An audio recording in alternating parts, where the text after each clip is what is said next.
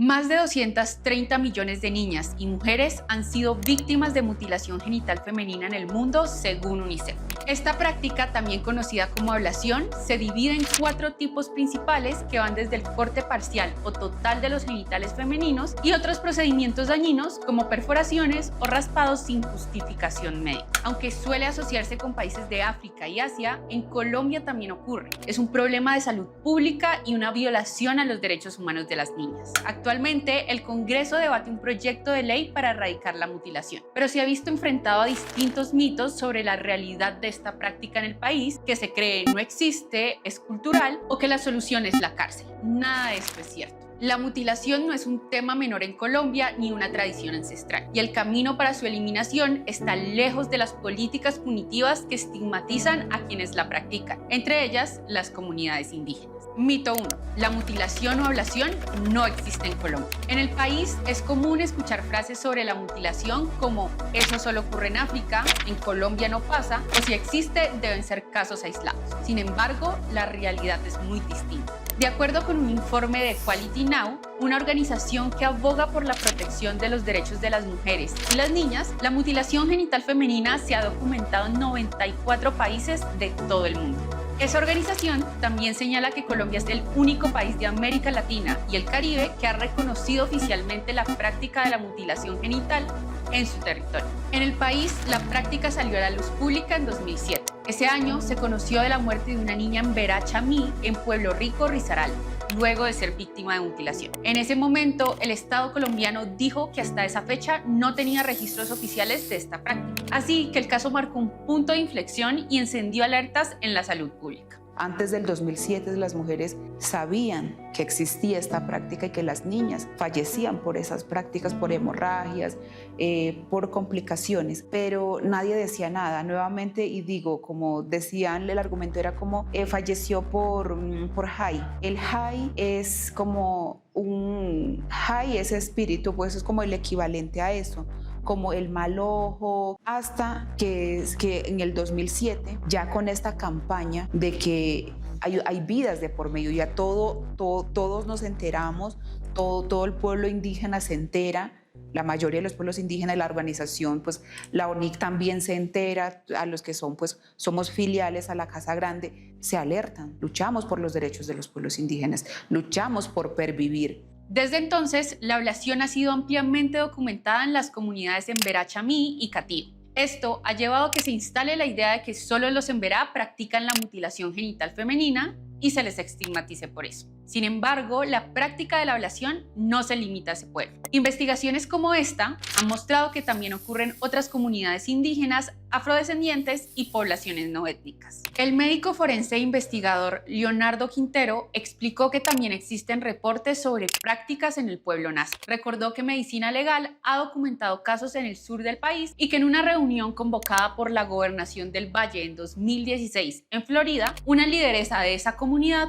aseguró que ellos realizaban sus propios procedimientos. Sin embargo, en el país no hay claridad de dónde se practica la ablación y la totalidad de casos, ya que existe un subregistro. Desde 2020, el Instituto Nacional de Salud hace un conteo de posibles casos de mutilación genital femenina en Colombia como un tipo de violencia de género. El registro se basa en los reportes que envían los hospitales y centros de salud cuando atienden a niñas con signos relacionados con esta práctica. Como solo se registran los casos que llegan a las clínicas, es imposible saber cuántos en realidad suceden en el país año a año. Aún así, las cifras que hay alertan que este no es un hecho menor. Entre 2020 y 2024, el Instituto Nacional de Salud contabilizó 181 reportes de posibles casos en el país. El año con más casos fue 2023 con 90, uno cada 4 días. 50 ocurrieron en Pueblo Rico, Risaralda. Mito 2. La mutilación o ablación hace parte de la cultura de las comunidades indígenas.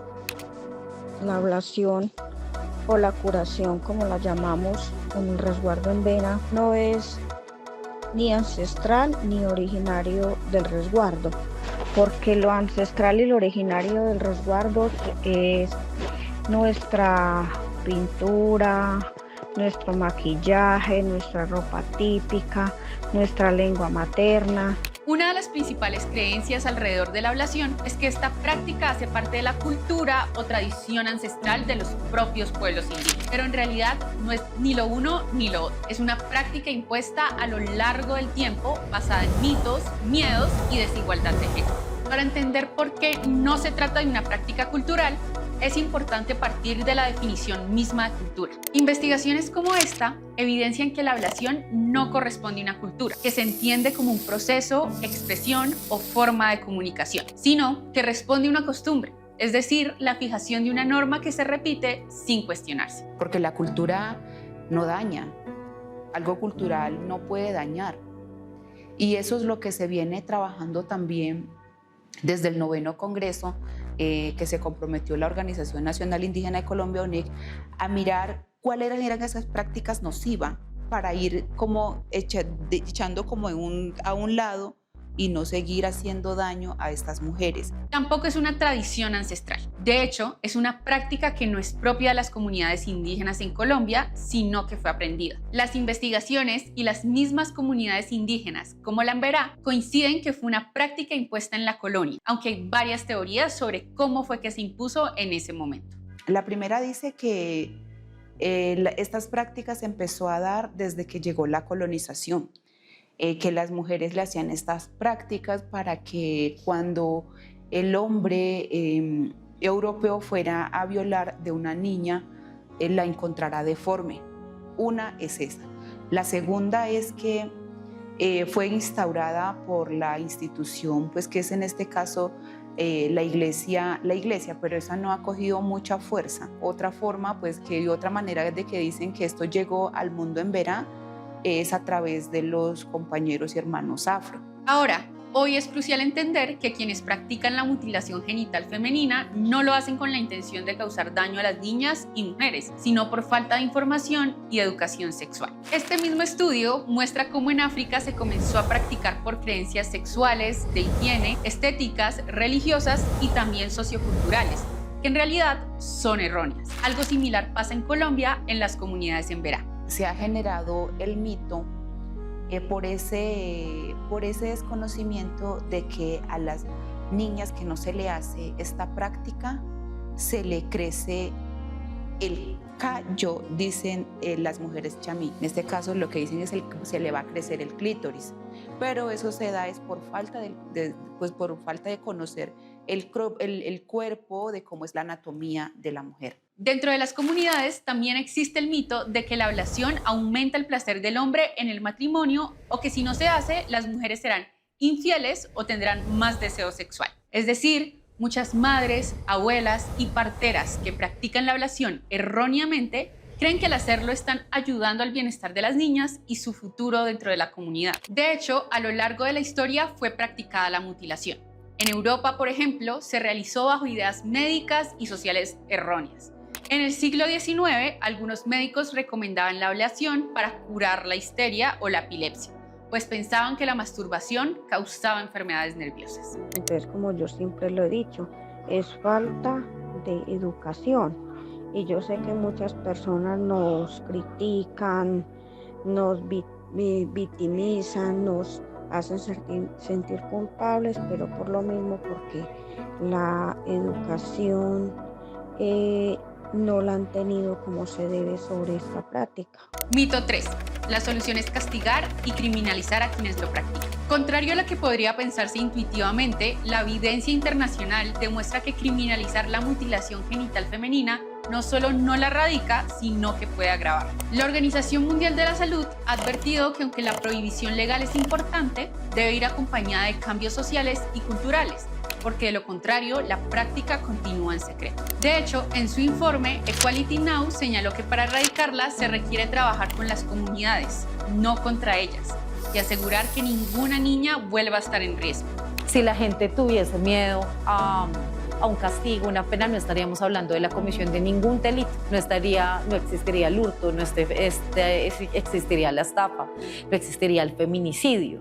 Cuando la práctica se castiga con cárcel, las familias tienden a ocultarla más, lo que dificulta que los sistemas de salud detecten y atiendan los casos, y termina criminalizando a comunidades ya empobrecidas y desprotegidas por el Estado. En contextos como el de los pueblos indígenas en Colombia, penalizar llevaría a que las sancionadas sean madres, abuelas o parteras, sin transformar las raíces que sostienen la práctica. Por el contrario, la erradicación puede ser exitosa cuando se adoptan enfoques basados en políticas públicas integrales y participación comunitaria. En Senegal, el programa Tostan, que comenzó proporcionando habilidades de resolución de problemas a mujeres rurales, logró que los pueblos decidieran abandonar la ablación por su propia cuenta después de entender el daño que esta práctica causa a mujeres. En Colombia, el ejemplo más destacado es el proyecto Embera-Huera, desarrollado entre 2007 y 2014 por el Fondo de Población de las Naciones Unidas. Este proyecto trabajó de la mano con pueblos indígenas para transformar la práctica desde la comunidad. Este es el tipo de trabajos, de proyectos y de garantías que se necesitan en los territorios. Necesitamos del acompañamiento, de un acompañamiento intercultural, por ejemplo, de las secretarías de salud, que permitan estructurar rutas de atención diferenciadas, por ejemplo, y vital que sean en lengua materna, para que se pueda comunicar. En estos momentos, en el Congreso está en trámite un proyecto de ley que refleja lecciones aprendidas nacionales e internacionales para erradicar la mutilación genital. El proyecto establece la creación de una política pública nacional para la prevención, atención y erradicación de la ablación, que incluye estrategias interculturales y espacios de formación. Han pasado 18 años desde que se conoció la muerte de la niña Embera Chamí en Pueblo Rico, que puso el tema en la agenda pública colombiana. En ese tiempo, liderazgos indígenas como los de Francia y Juliana han guiado esfuerzos para transformar esta práctica desde adentro, pero con poco acompañamiento del Estado. Entender que la mutilación genital femenina existe en Colombia, que no es ancestral y que no se erradica con cárcel, permite abordar el problema de otra forma, con las comunidades, no contra ellas, y poniendo en el centro lo que realmente importa, que las niñas dejen de estar en riesgo.